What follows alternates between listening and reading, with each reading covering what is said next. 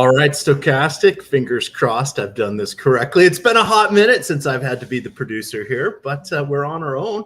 But you're not on your own. You have myself and the one and only Matt Belman as we break down a Sunday slate here. Matt, you missed one hell of a game. It played out just like you said, and then Boston prevailed. You were asleep. You missed all the good stuff. I did miss a lot of the good stuff. Not all of it.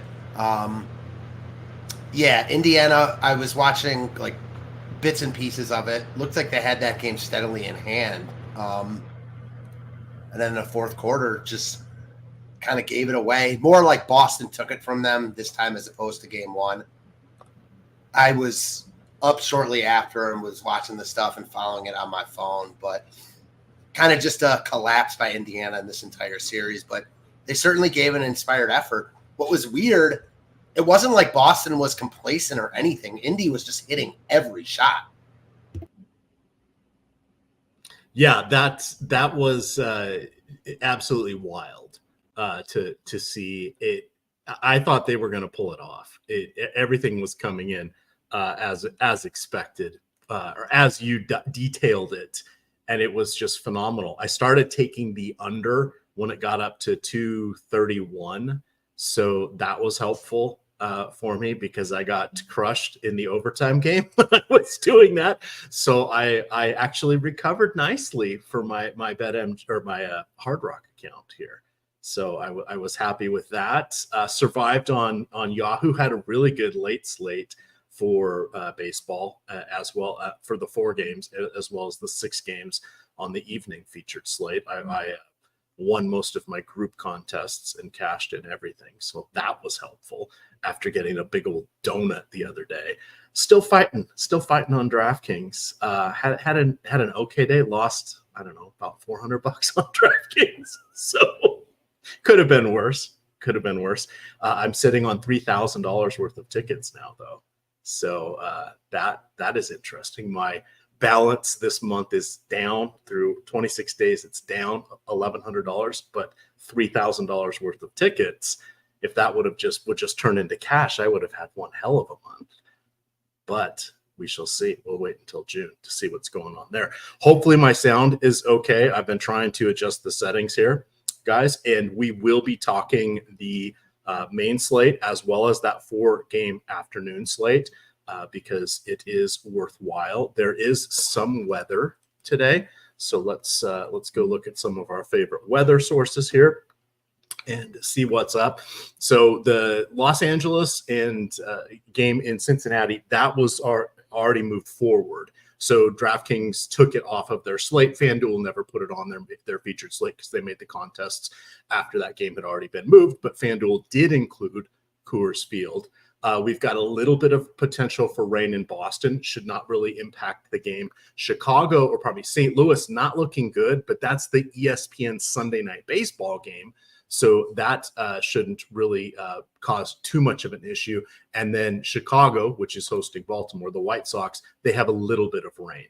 So that's the key things to look at. And correct, I see someone saying, boo, no playback. Yes, no playback today.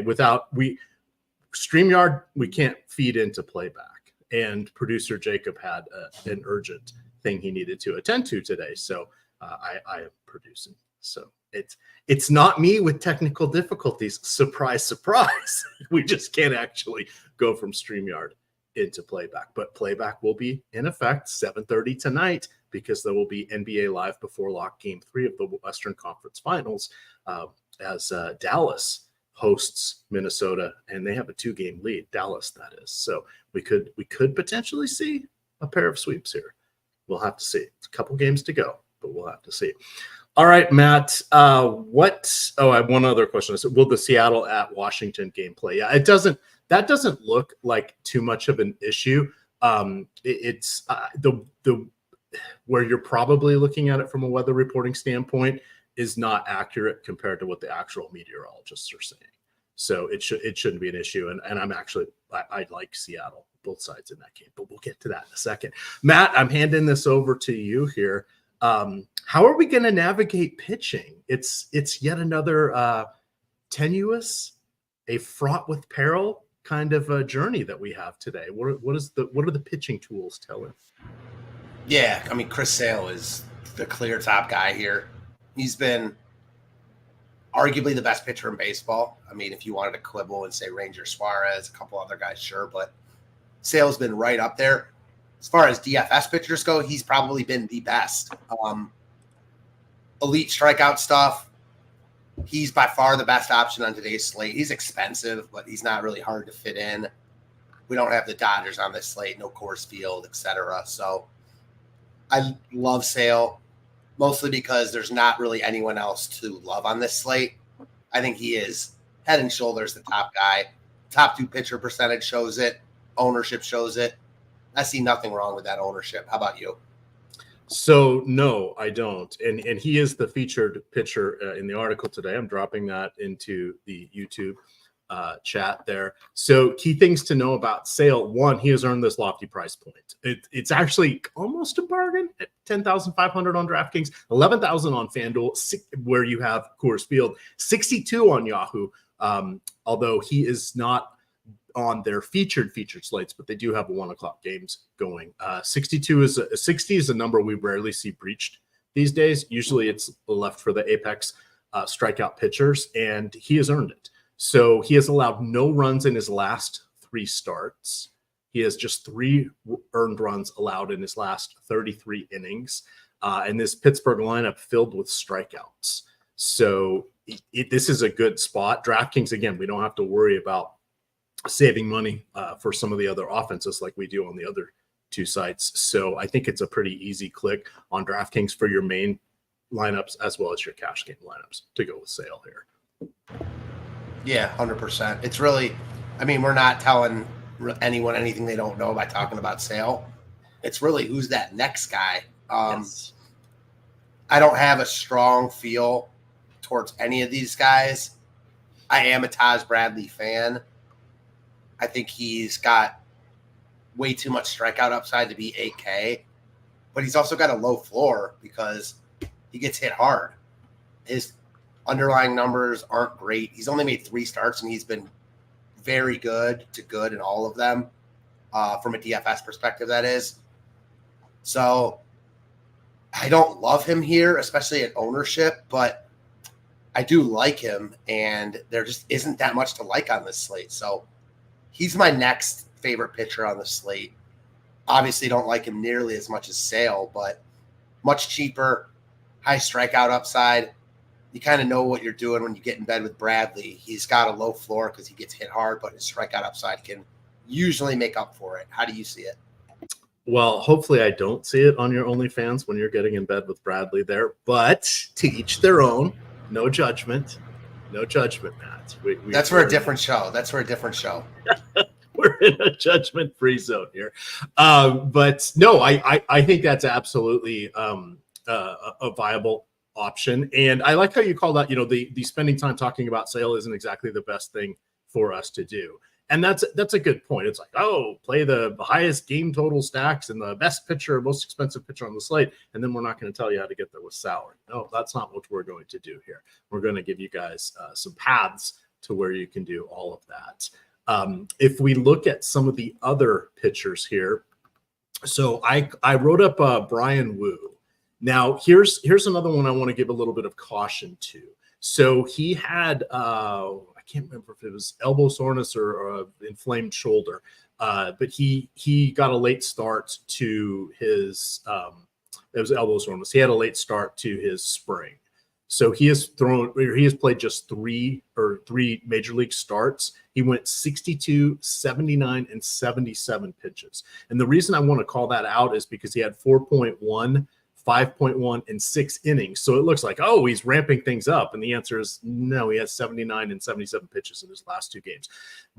In his first game, he ended up with a forearm tightness. So that cut that one a little bit short. And at that point, manager Scott Service said that he's not going to push him.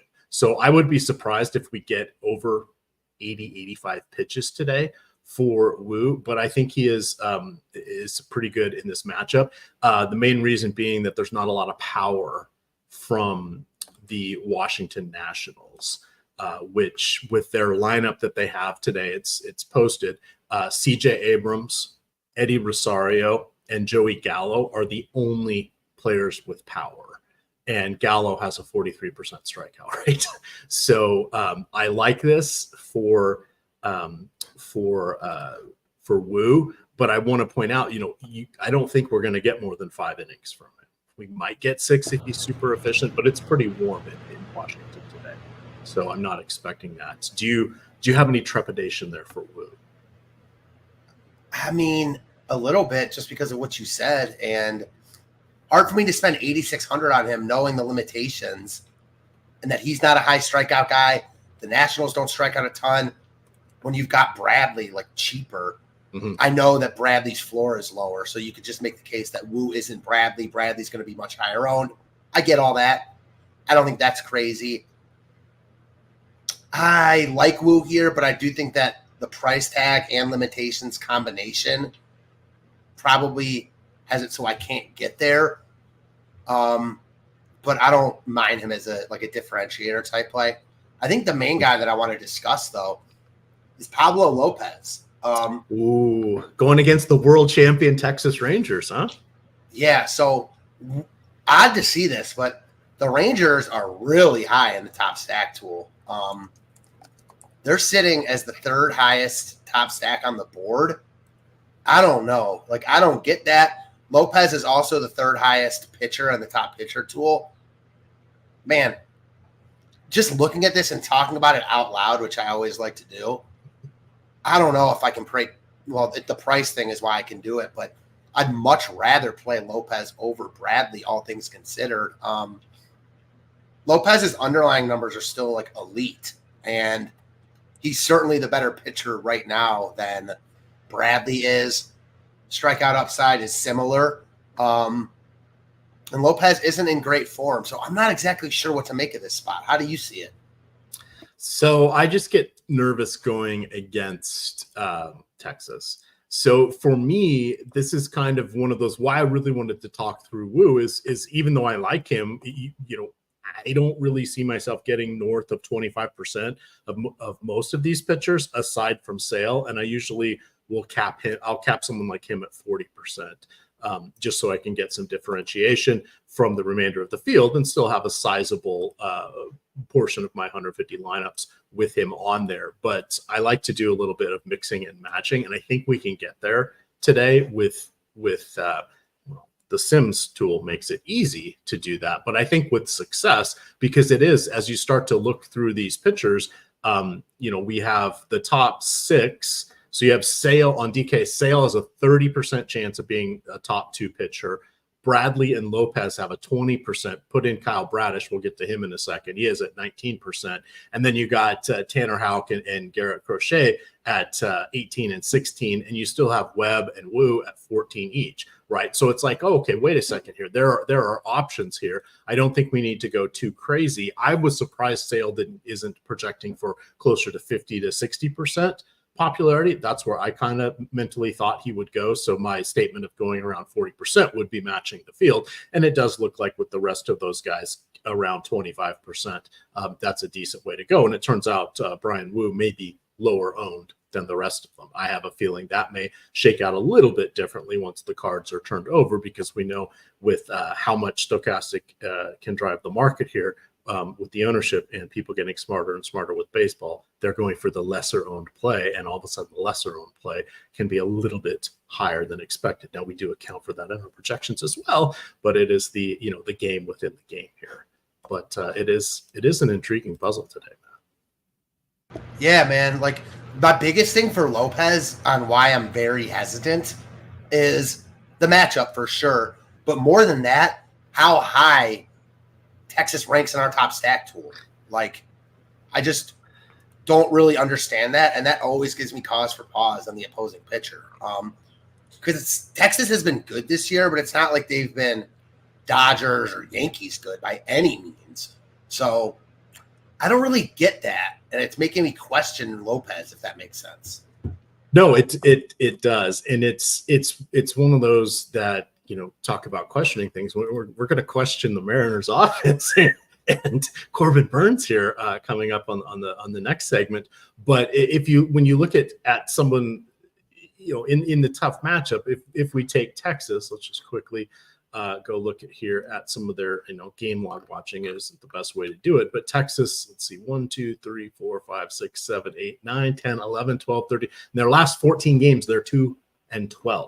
In those last 14 games, they have scored more than just 4 runs. Just 4. That's where we're putting it. They have scored more than 4 runs. They haven't. Wow. That's scary. Their best is 4. Yikes. What the hell happened to the Texas offense? Yeah, I played a lot of them too. That includes 6 runs in 3 Coors Field games combined, Matt. Yikes. This is our World Series. They're the defending champions. Do I need to recalibrate this? They look like the Seattle Mariners offense at this point. Yikes. Yeah, well, at least they don't let Trevor Williams set a career high in strikeouts against them like the Mariners. So, yeah. We'll get into them in a minute. But I don't know, man. Like, Lopez is not that expensive either. And I actually don't think he's going to be, like, in single entry and higher dollar stuff.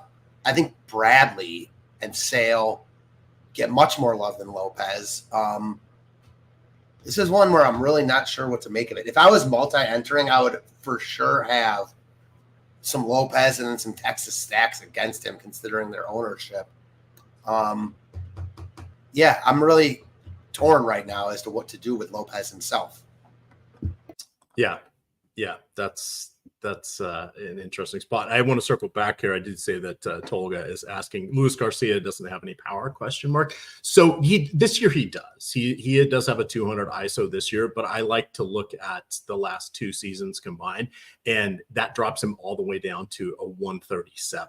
So if we isolate just for the ISO, if we isolate just to last year, he had a 113 ISO and 354 at bats against right-handed pitching. So yes, he's one of the better prospects. Yeah, somehow he's hitting cleanup here because the Nationals don't really have anybody else to go into that slot, especially with Lane Thomas still out. But I need to see more before I'm going to fear him as a hitter who isn't just getting lucky. That said, I did try to get it 2 weeks ago. I was trying to get him on off of waivers onto most of my season-long teams because I think he's going to pick up the pace there. But that's a little more forgiving than one day against a pitcher here. Anybody else from the good side of the pitching ledger? Not really. Yeah, well, I'll talk about a couple other guys, but before that, who do you prefer, Bradley or Lopez? Bradley. Price or Tampa Bay, Tropicana Field. That's the main thing for me. Because we start looking at Kyle Bradish. Okay, well, a little more expensive, better matchup, but how much has he really proven for us? You start to look at Garrett Crochet. Damn, he's got some serious strikeout stuff. That seems to be a real thing, but he's got to go against Baltimore. That makes him tough. Tanner Houck pitching over his skis a little bit, and his price is up there. But, he's a little bit in play. But those guys are, I'd still obviously Sale's in a category of his own, but I'd rather go with Bradley, probably Lopez than those guys. But then those other guys are all pick'ems. And I've already mentioned what I think about Brian Wu. We didn't mention Logan Webb. Yeah, he's not really in play for me here. Maybe strikeouts for you? Nah, not enough strikeouts. He's so much better at home also, and he obviously gets boosted by that great ballpark in San Francisco. As far as talent goes, he's just as talented as the guys around him. I actually think right now Garrett Crochet is the most talented, but Webb certainly has the highest pedigree. I think he's just an average play on this slate. But again, after Sale, there isn't much I love. So playing him instead of Bradley or Lopez, I don't think you're crazy to do that at all. All right. Let's flip the script. First, let's mention Better because they are the presenting sponsor of the show here. So key things you need to know about Better are, 1, your first deposit is matched up to $500. So you better get on over there quickly. That is Better, get a play on words here, sort of like the misspelling of stochastic to not get lost in the algorithms. But if you guys want to use these promo code, not links anymore, promo code is stochastic 1. I'll put that in chat there for you. Stochastic 1 gets you up to a $500 deposit match on your first deposit. Most of their other offers are just a $250 deposit match. So you're going to want to use our promo code to get in there. They're the traditional pick'em sites. They have all of the main sports. You can build out cards with as many as 8 legs that get you up to 100 times your buy-in as the payout. They have dynamic options, meaning you can go a little bit higher or a little bit lower on some of their offerings, which can help you craft a higher payout with less picks. Of course, that is a little more risky, but it's not a bad deal at all. But again, that promo code stochastic the number 1 gets you double your first deposit bonus up to $500. Turning things around here a little bit. So I was looking into, because I'm going to keep picking on the Nationals or former Nationals. Apparently Eric Fetty is a god. I need to acknowledge that now, Matt, because he just is. But I'm not there on Trevor Williams. Good God, I don't get it. I also am not there on Patrick Corbin, though in Corbin's defense, he has been a lot better this season than he was last year. I think he allowed 34 or 38 home runs last year. In any event, basically over the last 3 years, he's a top 3 in home runs allowed. But key things this year is he only has, I think he's allowed just 7 home runs on the season or something ridiculous like that. Of course, 3 of them came in his last start. So that is a potential harbinger of doom, if you will. You have the Mariners, who God only knows what is up with their offense. They apparently left it in Seattle. So they have scored more than 3 runs only 3 times on the first 9 games of this road trip. This is the final game. This is game number 10. In the last 3 games, they have just scored 2 total runs. That's horrible. They're still last in the league with 59 doubles. They did not get any yesterday. Did not get any home runs yesterday. So they have 59 home runs. That is 7th or 8th in the league here.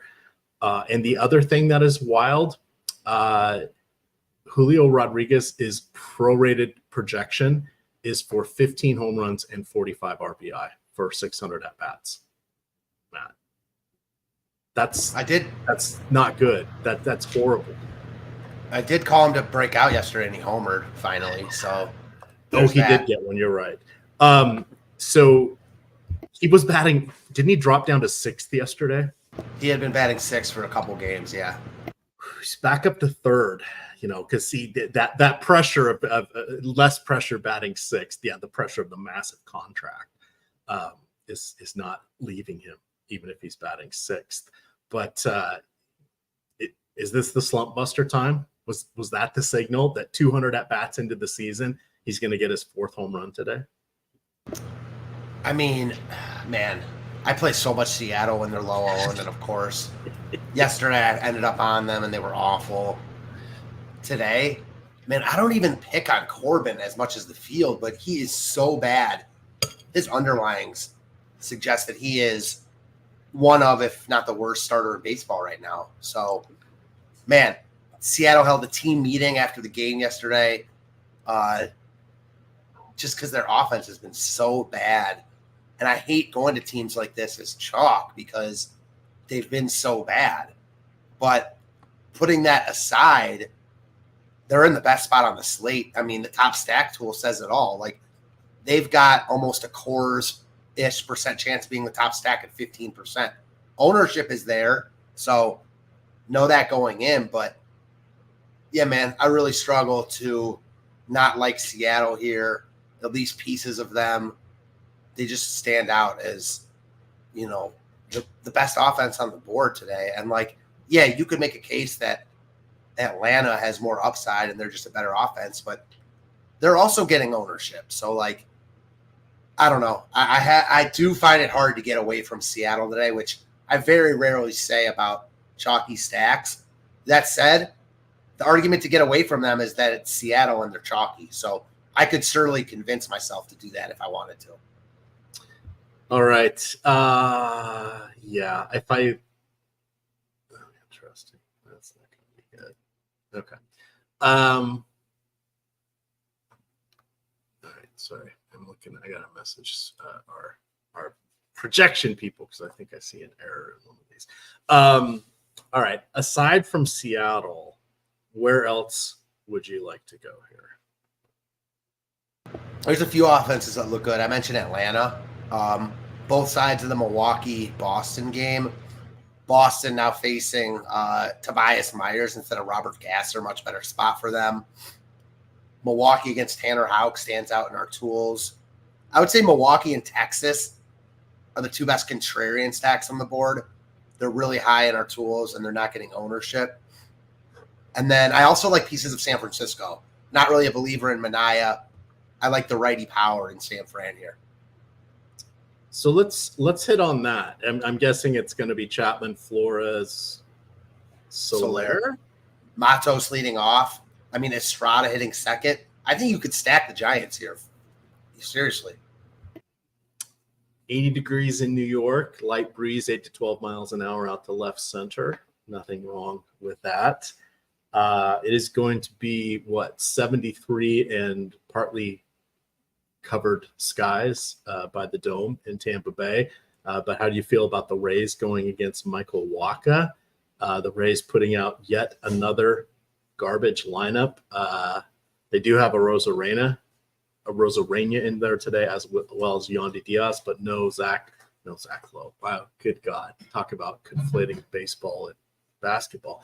No Lowe or Lau in the lineup here, but still Wacha not the best pitcher in the world. Would you consider playing Wacha, or would you want to stack against him, or is this just a no-go for you?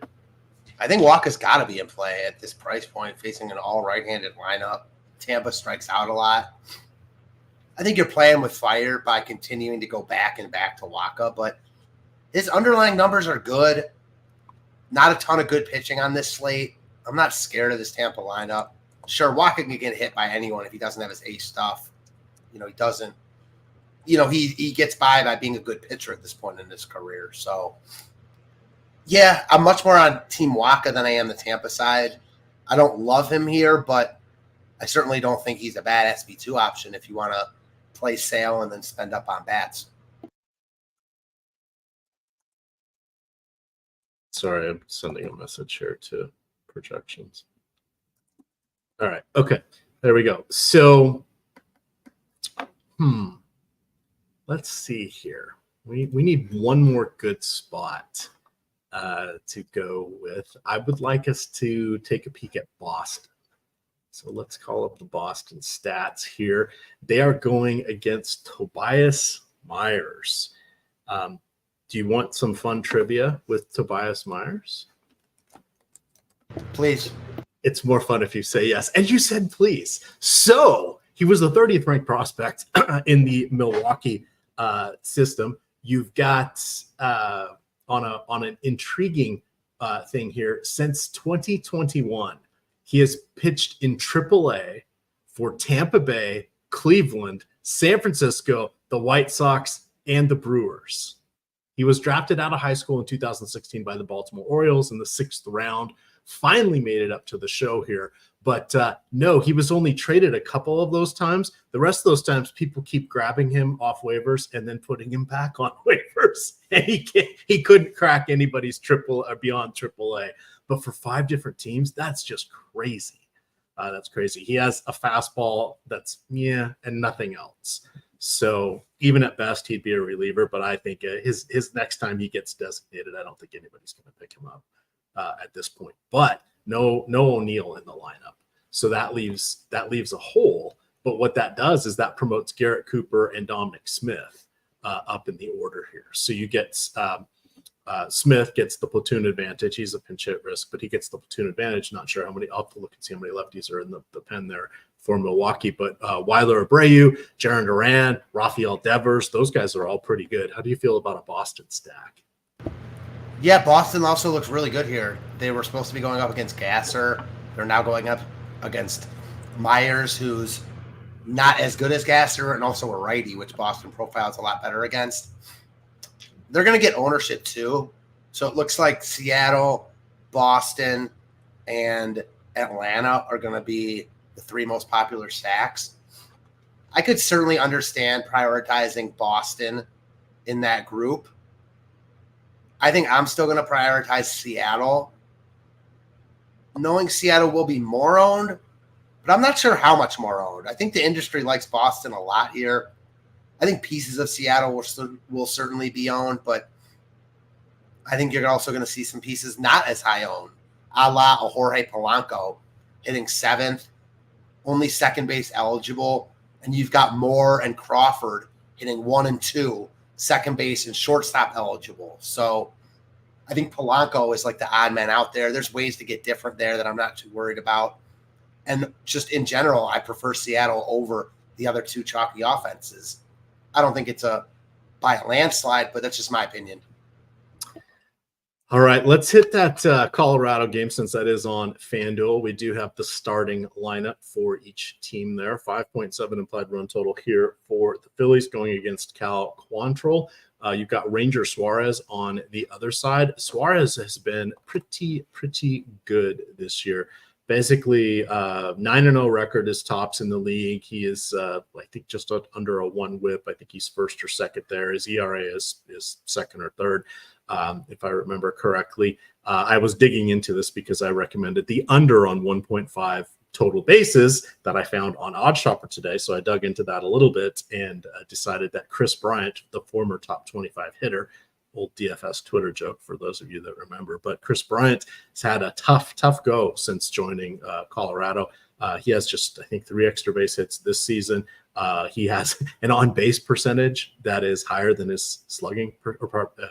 His on-base percentage is higher than his slugging percentage, which is pretty damn hard to do on that one for his triple slash line. But I do like that there. I don't know that I'd go so far as to play Suarez, but how do you see him on FanDuel? And then how do you feel? It's not the Rockies, that's for sure. How do you feel about the Philly bats against Quantrill? Yeah, I mean, listen, Quantrill's been pretty good recently, but I expect regression coming. And, Philly looks great here. I think Philly looks better than Seattle, because they're a lot better than Seattle, and Quantrill is probably better than Quantrill's better than Corbin, but I still don't think Quantrill's good. So yeah, Philly looks great here. Our tools are struggling with this game right now, it looks like. So I'm just speaking on kind of how I see it from a 30,000 foot view. All right. Because if you were at the 3,000 foot level, you'd be underground. Yeah, I know that's silly. And I'm afraid of heights, so I'd never be at the 30,000 foot view. Definitely afraid of heights. So yeah. All right. What do we have for home run? So obviously Sale's our top pitcher. We've said that there are really 3 or 4 secondary options there between Bradley, Wu, Lopez, etc. We've hit on a few stacks. Who's your home run call? And then we can hit this afternoon slate. I'm going to go Jorge Soler in the 6 hole. Ooh, okay. Yep. That's as they say, a little bit spicy. I am going to go here to Tampa Bay, and you know what? I'm going with Isaac Paredes to hit one. Righty. We know that Waka does not give up a lot of power, but Paredes is really good in same-handed matchup. So that's kind of my off-the-board play there. For a stronger play, I would say Rafael Devers, but that's kind of an obvious one. Do you have a chalky one you'd like to call out? Yeah. So I'll kind of give 2 just in the middles, because Soler isn't an unknown, but he's also not popular today either. So with my second guy, give me Jorge Polanco in the 7 hole. All righty. Let's look here. Okay, so let's go to the afternoon slate. I did write that up in Spotlight Pitchers and Top Stacks. So the favored pitcher on this one is going to be Ronel Blanco. So last time we saw him, got his hand smacked because he had some foreign substances on his glove. That was May 14th against Oakland. That's kind of a shame because that makes his no-hitter kind of be a little bit of a question mark, Matt. But he has been pretty damn solid. He's allowed just 11 runs in his 7 full starts. That's a 2.23 ERA. He started out as a rookie back in 2016 as a 22-year-old. Made a brief appearance in 2022. In 7 games as a reliever, he got just 6 1/3 innings. Then last year, he had 52 innings between the bullpen and 7 spot starts. He was the 30th ranked prospect for Houston. So I'm a little nervous about this foreign substance thing potentially being what helped him break through here. But he would be the guy I would be most interested in. How do you feel about him as a cheater? And is there anybody else that you would like to pair him with on this 4-game late slate? I'm not holding that too much against him.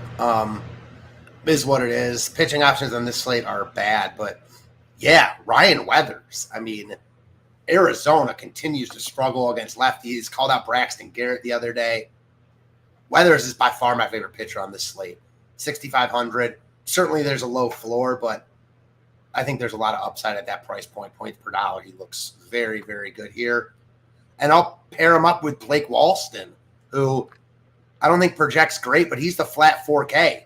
And he's facing Miami at home. So give me Walston, Weathers, and I don't even care about stacking. Just spend up on all the best bats. So Walston's actually 6,000 on FanDuel. How often do we see a $6,000 pitcher on FanDuel? Very rarely. Very rarely. Do you know who's 6,400 today on FanDuel? That would be Reed Detmers. Wow. Ooh, ouch. Talk about a slide there. I mean, we went from rostering him to wanting him to he's kind of a spot start guy to he's been released in almost every season-long league I've been in now. I had him on most of my teams because I liked him, but I've had to give up. Over his last 4 appearances, he's allowed 24 runs in just 19 2/3 innings. He does have 22 strikeouts in that stretch, but that's a 10.53 ERA, a 6.89 FIP, and his triple slash line, 329, 390, 635. Basically, everybody's an all-star going against him. So I like your Guardians today. What do you think happened with Detmers? Do you think he's hiding an injury? I don't even know at this point.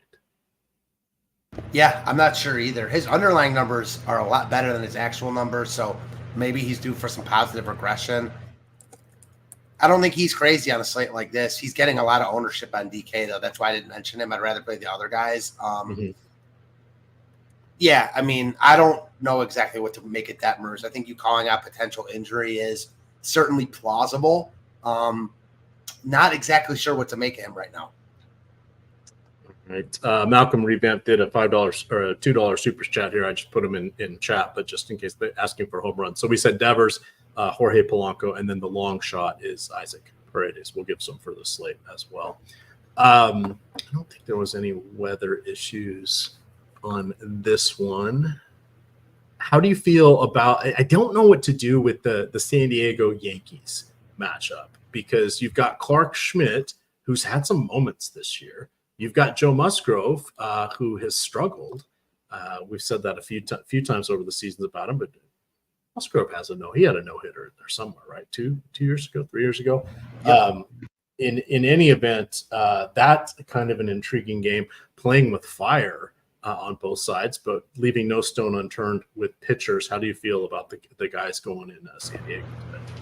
I don't like either pitcher here. Clark Schmidt's been good, but don't love the spot for him. San Diego's been a lot better against righties. Musgrove, no, he hasn't been good. No thank you against this lineup. I think both Weathers and Walston outscore him, just not even on a points per dollar. So I have zero interest in Musgrove. All right. How do you feel about bats then in this one? Perhaps a Juan Soto, remember me? spot. Well, he already homered in this series, so yeah, I think that's prevalent. I like all the big bats on the slate. Yeah, Soto, Judge, Tatis, all of them. Again, I think playing Walston and Weathers affords you just the ability to play really whoever you want, and I do like the big bats in this game for sure. Excellent. All right. Let's see. I'll let you look at some home runs there. I'm going to call up the lineup generator because since I can share our screen here, let me see if I can get over to the lineup generator because that will be fun. It's my idea of fun is different than a lot of other people's idea of fun. There we go. Lineup generator. Share the screen. Add the screen to the stage. So here we go. We've got the lineup generator. Let's have FanDuel for a little bit of fun. But we do this for the main slate, both for DraftKings and for FanDuel. We click there on FanDuel. We can see we can choose our different stack types. We can choose 4-4, 4-3-1, and 4-2-2. You can get 5-3, 4-4, and 5-0 on DraftKings. When you choose your stack type, you can decide if you want chalky, balance, contrarian. Let's do chalky just for fun here. We can skip. But we'll skip it, but you can lock in a pitcher and a hitter of your choice.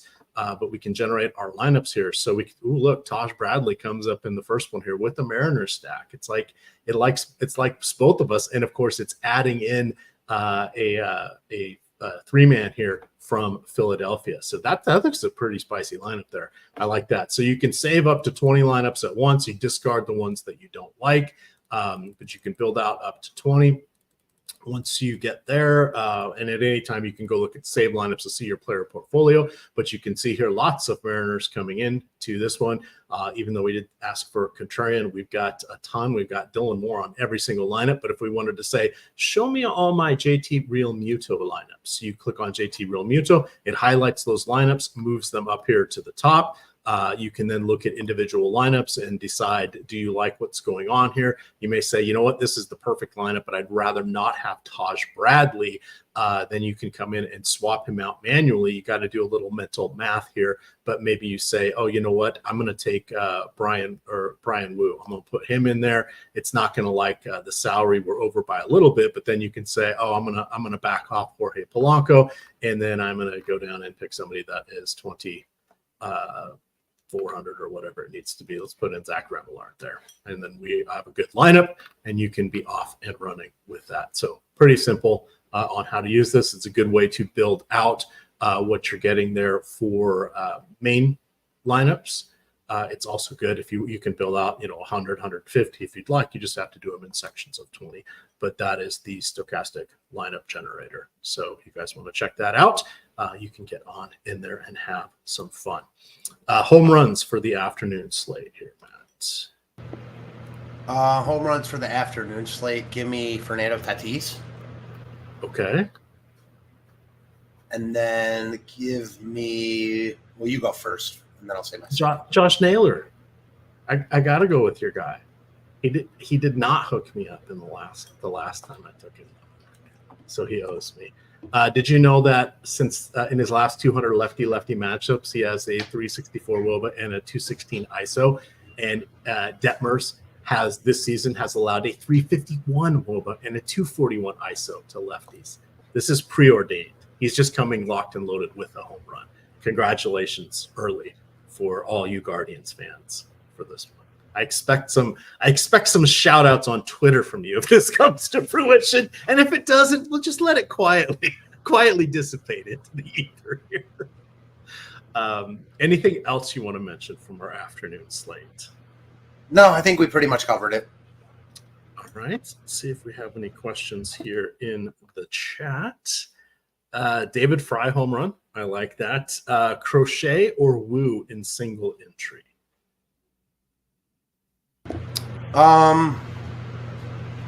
Man, two completely different options. I'll put it like this.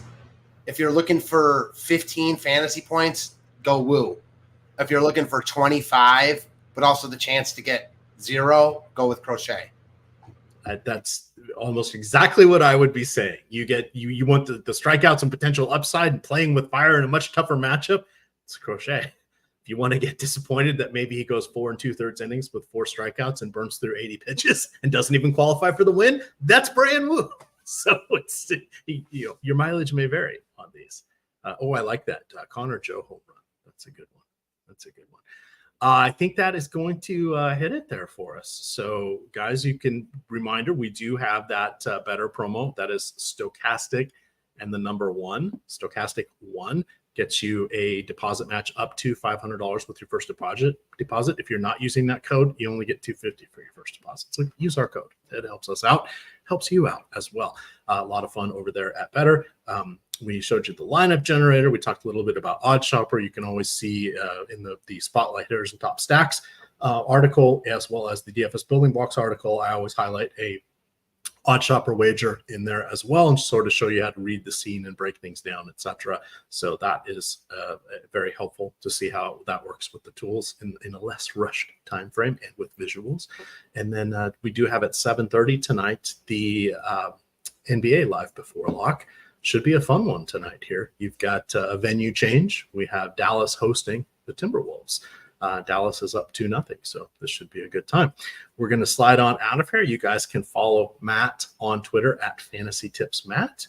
You guys can find me at EMac DFS. And, of course, it is Stochastic _COM. With that, gamers, hit the like button and good luck.